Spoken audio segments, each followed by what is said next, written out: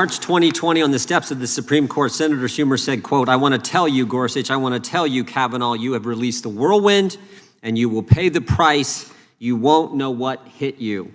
April of last year, the Democrat chairman of the House Judiciary Committee introduced legislation to add 4 associate justices to the United States Supreme Court, to pack the court. May 2nd of this year, the draft opinion of the Dobbs decision was made public. The next day, May 3rd, the very next day, attacks on churches, crisis pregnancy centers begin. They occur around the country and they continue for months. Over 100 churches, crisis pregnancy centers attacked since the leak of that opinion. Now, you know what they call all that? You know what all that's called? Intimidation. Threats against Justices Gorsuch and Kavanaugh, threats to pack the court, leaking of an opinion, and attacks on churches, a concerted effort by the left to intimidate the highest court in our land. And I didn't even mention the lies told about Justice Kavanaugh in 2018 during his confirmation process. I didn't mention when Senator Joe Biden and Senate Democrats drove Justice Alito's wife to tears during his confirmation hearing. And I didn't mention the Democrats on this committee who have for the last year attacked Justice Thomas and his wife. And now today, a hearing about 8-year-old secondhand hearsay. 8-year-old secondhand hearsay from a witness who for 18 years took money from pro-life donors, $30 million, and then this year, all of a sudden remembers, just weeks after the Dobbs leak happened, that 8 years ago, he heard that at a dinner party, Justice Alito told his guests that they would like the Hobby Lobby decision. Just now remembers that. Mr. Schenck wasn't there. Justice Alito said Mr. Schenk's story is not true. The dinner guest said Mr. Schenk's story is not true. The Supreme Court said Mr. Schenk's story is not true. Politico said, quote, "We spent several months, attempting to corroborate Schenk's claim, but were unable to locate anyone who heard about the decision from Alito or his wife before its release." Let me just say that part of that again. We were unable to locate anyone who heard about the decision from Alito before its release. And even the New York Times who broke the story, they said there are gaps in Mr. Schenk's account. Gaps in his account. That's liberal speak for this story doesn't add up. But I'll tell you something that did happen. The Dobbs draft opinion was in fact leaked, and it was made public on May 2nd, 2022. And after that leak, as I've said, dozens and dozens of churches were attacked. Dozens and dozens of pro-life crisis pregnancy centers were attacked. Protests occurred at Supreme Court justices' homes, and there was an assassination attempt on Justice Kavanaugh. But to date, in this Congress, not one hearing in the House Judiciary Committee about that leak. Not one hearing about the real leak, but here we are today at the end of the session having a hearing on the fake leak. From a witness whose story even the liberal press says, quote, "We were unable to locate anyone who can corroborate what he said." That's what we're doing. So I hope maybe in the last week or two of this session of Congress, maybe we can begin to look into what happened with the Dobbs decision, how that leak took place. I think that would be something that would merit our time and attention. I would also point out this, Mr. Chairman, before I yield back. We just got his testimony. We're supposed to get his testimony the night before. We just, at 12:20, we get his testimony for a 10 o'clock hearing. Been nice if we'd have had that as well. With that, I yield back. Thank you, Mr. Chair. I yield my time to Chair Jordan. I thank the gentleman. Mr. Schenck, did Gail Wright really tell you that? Yes. Justice Alito said he didn't tell her. She said she didn't tell him, but you're sure she told you? Absolutely. Now, you wrote a book a couple years ago, is that right? 2018, you wrote a book? Yes. I want to read a section from that book. It's a section where you relate you and your family attended oral arguments at the court. You were there in the courtroom, and that directly involved your brother Paul, also a reverend. And I just want to read this section. You said, "With the single rap of the gavel, Chief Justice William Rehnquist announced, will hear argument first this morning in number 95-1065. Reverend Paul Schenck and Dwight Saunders versus Pro-Choice Network of Western New York.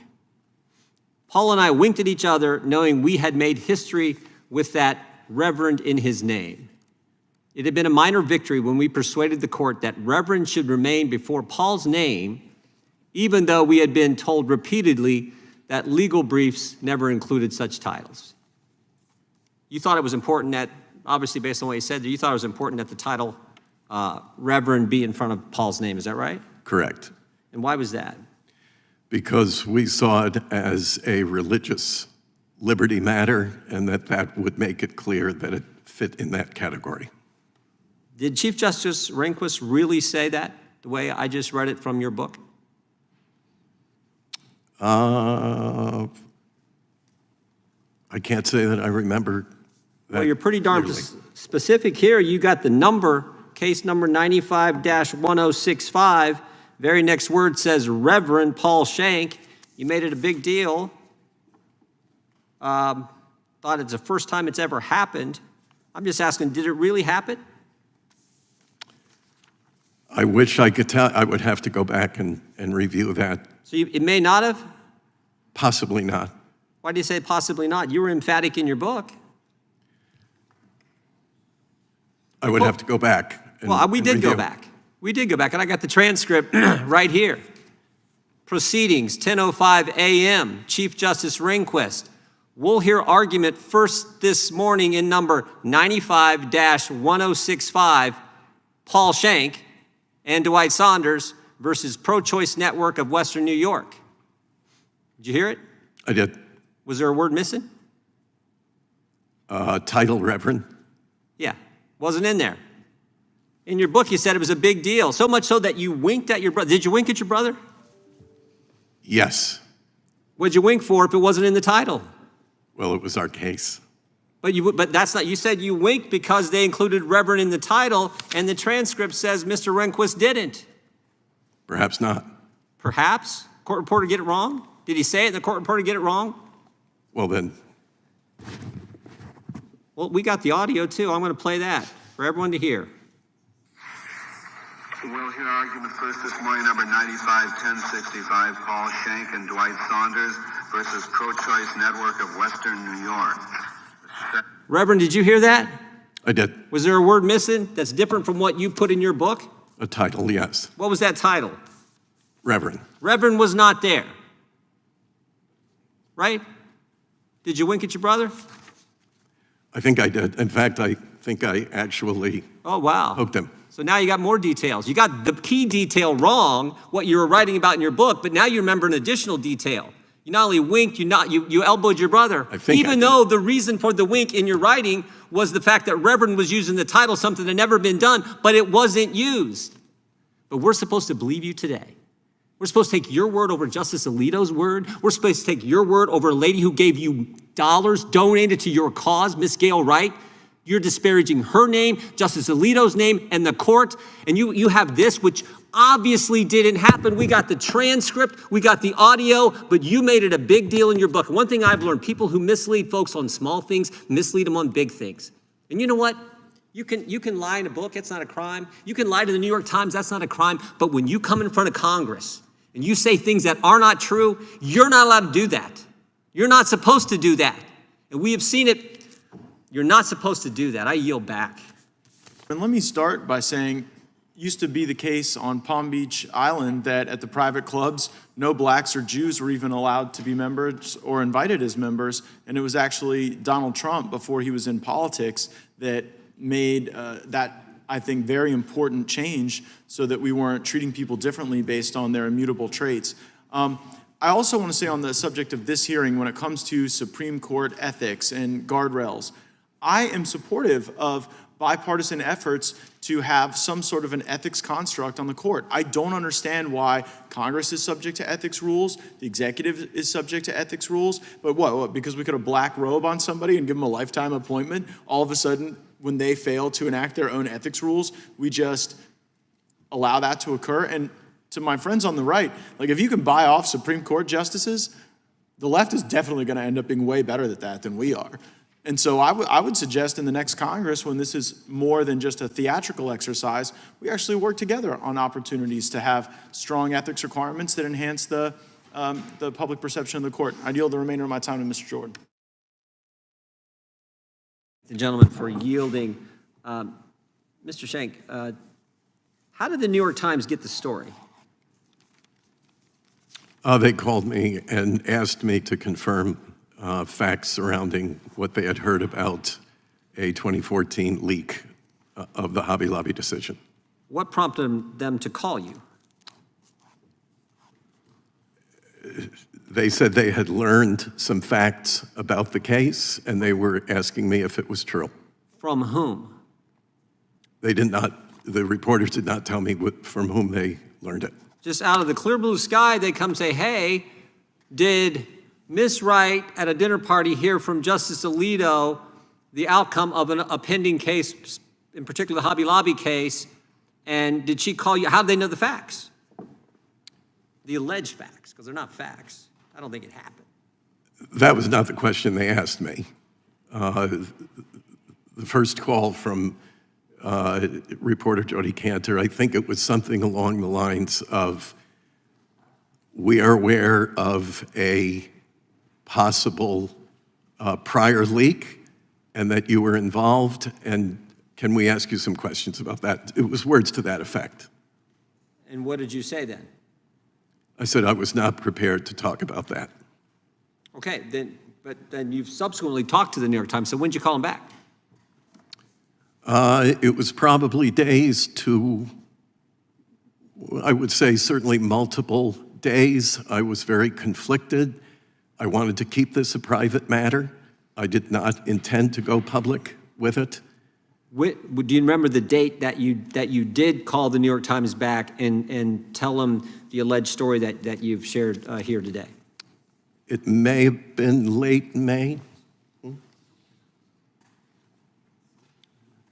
I would have to consult my notes on that. But Well, let me ask it this way. You said this to the New York Times after the actual leak of the Dobbs opinion. let me think about that for a minute, Congressman. I'm trying to figure out where it fits in. You have the Dobbs leak on May 2nd. You write a letter to the Chief Justice of the Supreme Court, Justice Roberts, on June 7th. When did you talk to the New York Times?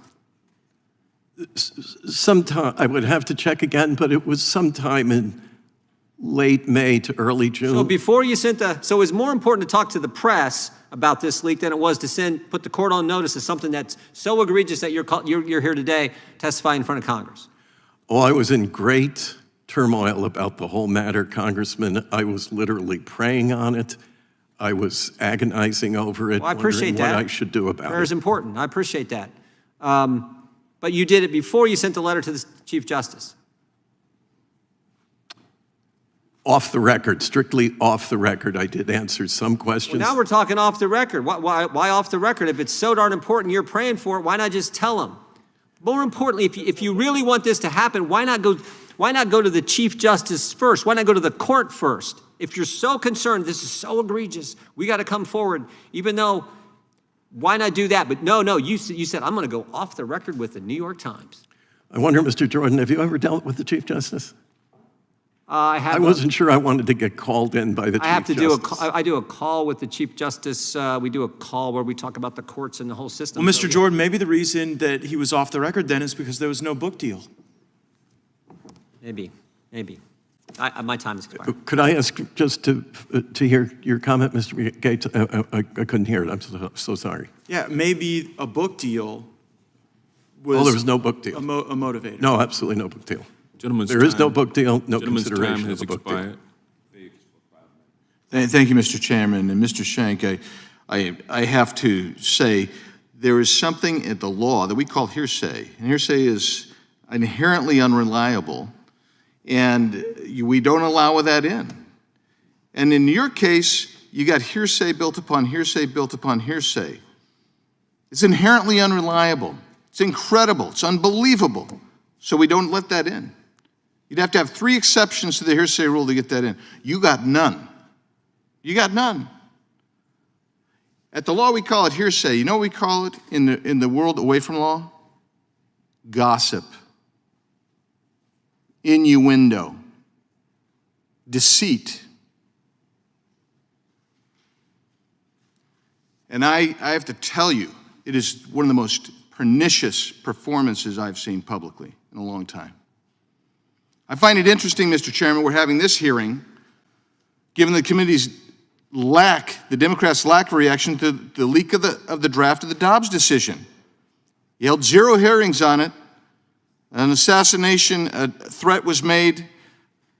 You slow-walked security legislation for Supreme Court justices. But today we're here based on a guy who's telling us a story that someone allegedly told him about somebody allegedly told him. That is what's pernicious here. Politico, it's not a friend of Justice Alito. They spent months trying to corroborate your story. But they said, quote, they said they're unable to locate anyone who heard about the decision directly from either Alito or his wife before its release at the end of June 2014. End of quote. But we're having a hearing today on this topic when the majority have ignored real threats to the Supreme Court over the past year. For example, following the leak of the draft Dobbs decision, daily protests outside the home of Supreme Court justices were encountered trying to sway or influence the Dobbs decision, but we didn't have a hearing on that.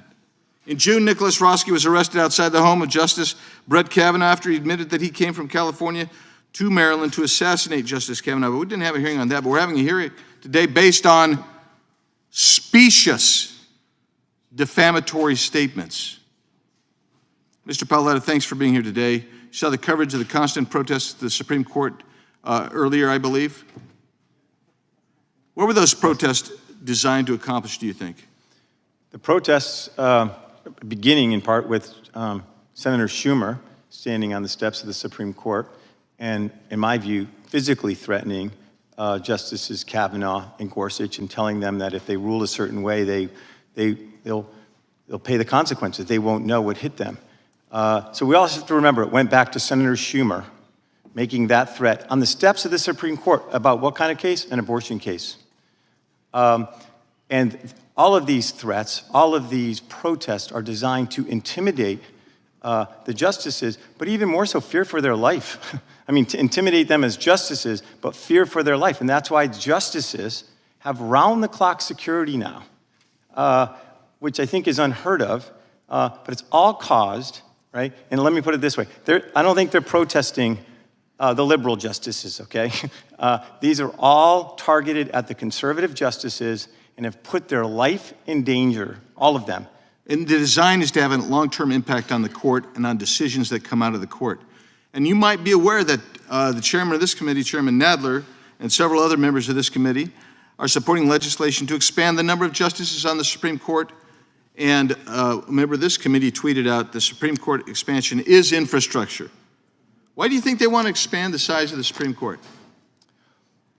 For many, many years, the Supreme Court has basically been a super legislature, putting in place sort of policies and essentially laws that they couldn't get enacted through the democratic process. So they want to return to those days and increase the court size so that they can get these policies adopted. It's a terrible development in undermining the legitimacy of the Supreme Court. We have a Democrat who tweeted out, Republicans stole 2 Supreme Court seats to have a far-right supermajority, and now the court is ready to strip away our fundamental rights, expand the court before it's too late. That corroborates what your premise is. I'll just tell you, I'll close. Mr. Sherman, you asked what would happen if agencies didn't respond to letters from members of Congress. I send 75 to 100 letters a year. I don't get any responses from this administration.